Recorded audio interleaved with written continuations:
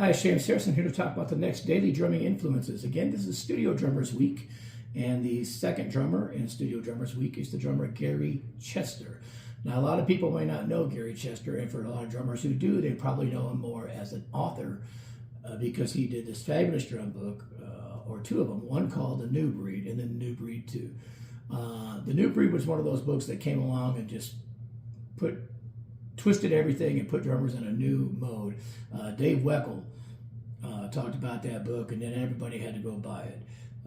So the New Breed by Gary Chester became this staple, if you want to call it that, of something drummers should try to get into. And dividing the kit into zones and leading with either hand and all kinds of stuff. And it was a great book.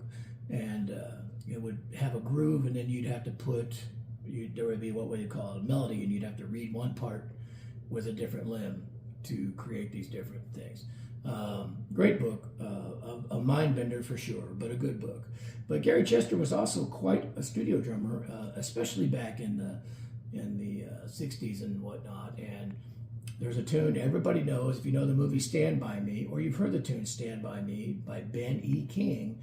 That's actually Gary Chester playing drums on that. And he played with tons of records. Back then, a lot of artists would record 45s or singles and not necessarily do whole albums.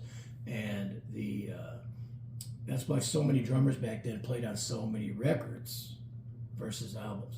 However, Gary Chester played on quite a bit, played with the Monkees and probably the Coasters and all kinds of things like that.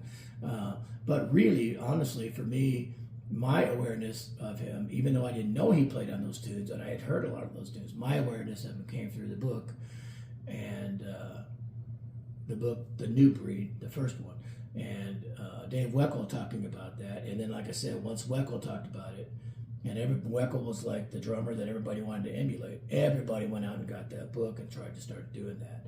And it's become a teaching staple for a lot of universities and teachers and stuff like that. And like I said, it is a mind twister. It is difficult, but it does open up a door to independence and creativity. So again, the drummer for the day, because he was a studio drummer first, it is Gary Chester.